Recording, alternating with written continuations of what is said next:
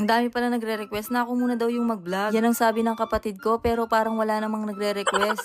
Nung una ayaw ko talaga kasi nahihiya ako. Pero binigyan niya ako ng pera kaya pumayag na rin ako. Kaya sana magustuhan niyo tong vlog ko. Kasi baka mawalan ako ng career. Kahit wala naman akong career. Chawot! Nakasuot pala ako ng takong. Kasi kapag suot ko to, bumibilis yung trabaho ko. Na parang ganito oh.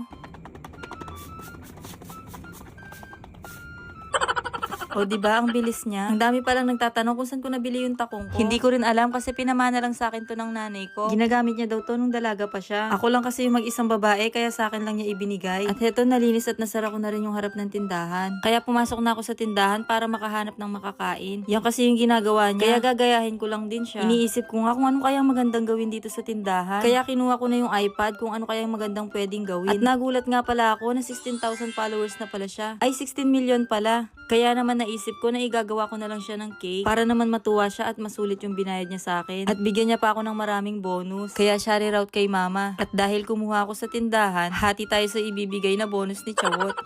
Pinagpahinga ko na nga muna yung takong ko, baka masira. Ito kasi talaga yung paborito kong takong, kaya bawal talaga tong masira.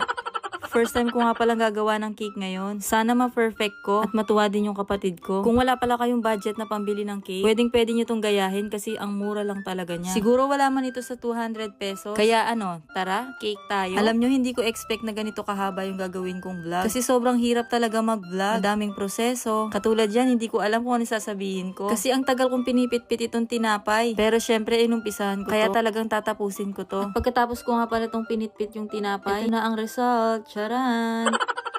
Hindi pa pala siya perfect kasi hindi pa tapos. Gagawa pa pala ako ng isa para mas malaki siyang tingnan. At heto, pagpapatungin mo lang siya para magmukha talaga siyang cake. Hindi nga pala siya pantay kaya ire-retouch ko na muna. Tsaka parang napansin ko parang cookies yung ginagawa ko at hindi cake. Kaya kapag hindi nagmukhang cake to, cookies na lang yung gagawin ko. Chawot, cake talaga tong gagawin ko. At pagkatapos ko nga palang nagawa to, lalagyan ko na siya ng toppings. At heto, kinuha ko na yung mga chocolate na paninda ni mama. Binuksan ko na sila isa-isa. Tapos imemelt ko siya sa mainit na tubig.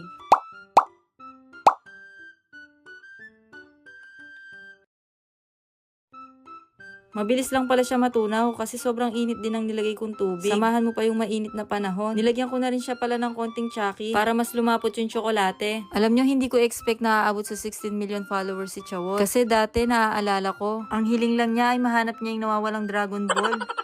Hindi, kahit 1 million followers lang, masayang masaya na siya. Deserve naman niya yun kasi napakabuti niyang bata, napakabuti niyang anak, at napakabuti niyang kapatid. Basta yan yung request niyang pinapasabi niya sa akin bago ako mag-edit ng vlog na to. At wag ko daw kalimutan. Kaya shout out sa kapatid ko, sinabi ko na yung request mo. Pinalitan ko pala siya na nakatayo. Pabago-bago din kasi yung isip ko. Pero parang okay na din kasi mas gumanda siya. Nilagyan ko na rin pala siya ng Milo sa taas para mas lalong gumanda. At medyo kinakabahan pa nga ako dyan kasi baka mali yung spelling. Chawot, hindi kasi bawal magkamali dito kasi baka madumihan siya. Happy 16 million sa kapatid ko. Maraming salamat po pala sa sumusuporta sa akin. Ay, sa kanya pala. At heto na nga pala yung finish look na nagawa kong cake. At sana nagustuhan nyo tong cake. At sana nagustuhan nyo rin tong vlog ko. Kaya naman sabi ko sa videographer ko na pumasok na sa kwarto dahil isusurprise ko na siya. Yan.